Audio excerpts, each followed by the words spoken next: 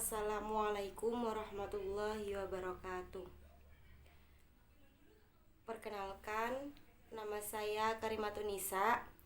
Saya dari kelas 2B Prodi Ekonomi Syariah Fakultas Ekonomi dan Bisnis Islam IAI Syarifuddin.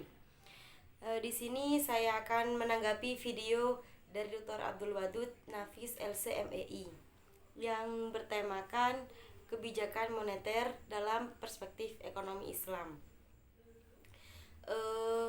Kita perlu memahami atau mengerti kebijakan moneter ini karena dalam teori ekonomi makro, moneter ini sangat berperan untuk mengatur perekonomian nasional. Pengertian kebijakan moneter sendiri yaitu seperangkat kebijakan ekonomi yang dibuat untuk mengatur ukuran serta tingkat pertumbuhannya, itu tingkat pertumbuhan pasokan uang itu di dalam perekonomian negara. Jadi maksudnya kebijakan moneter ini merupakan kebijakan yang dikeluarkan oleh pemerintah dalam mencetak uang, mengatur jumlah uang yang beredar supaya perekonomian berkembang dengan baik. Kemudian jenis-jenis kebijakan moneter.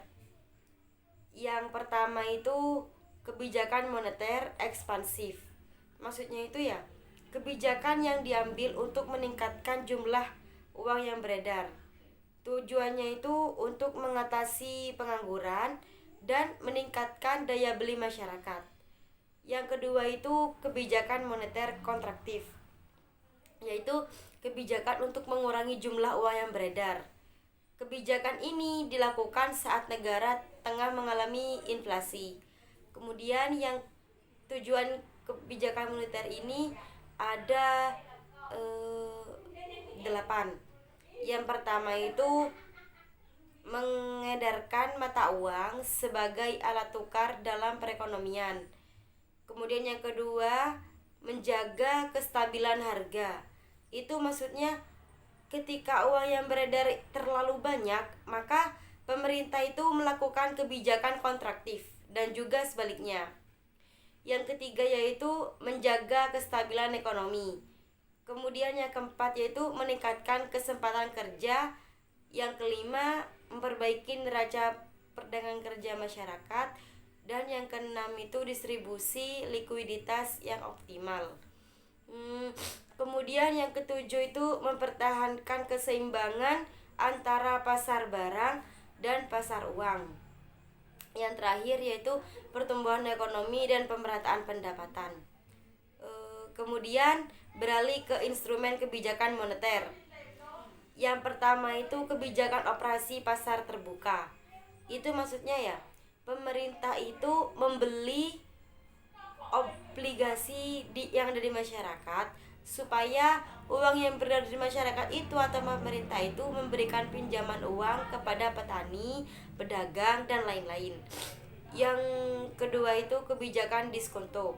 Kemudian kebijakan cadangan kas, yaitu kalau uang terlalu sedikit di masyarakat, maka pemerintah itu akan mengurangi cadangan supaya uang itu lebih banyak, dan juga sebaliknya.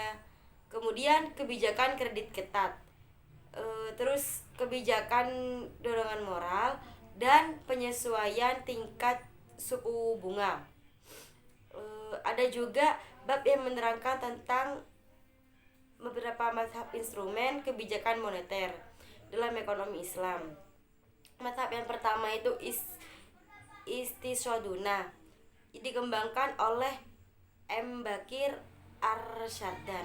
Dalam Istisoduna tidak ada kebijakan moneter karena sistem perbankan itu hampir tidak ada dan penggunaan uang itu sangat minim.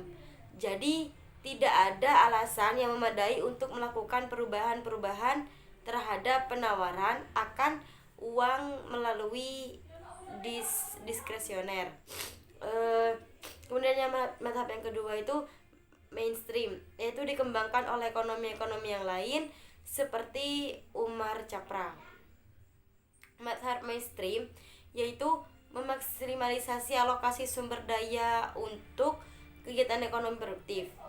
Al-Quran juga melarang praktek penumpukan uang karena tidak memberikan manfaat terhadap peningkatan kesejahteraan masyarakat.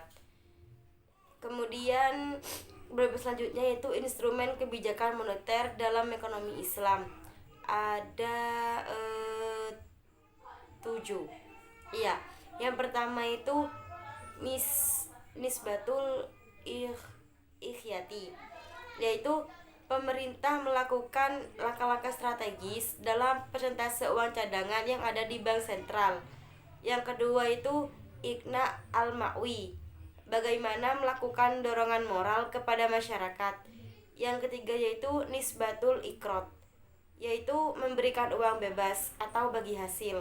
Yang keempat yaitu i'adatus sanadat, yaitu pemerintah melakukan atau membeli surat-surat berharga.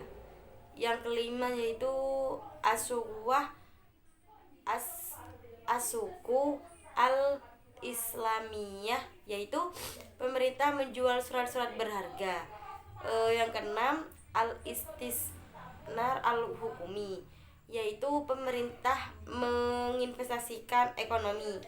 Dan yang terakhir yaitu adatut tasdik, yaitu membeli surat-surat berharga. Mungkin cukup sekian tanggapan video dari saya, kurang lebihnya mohon maaf. Wallahul muwaffiq ila aqwamit thoriq. Wassalamualaikum warahmatullahi wabarakatuh.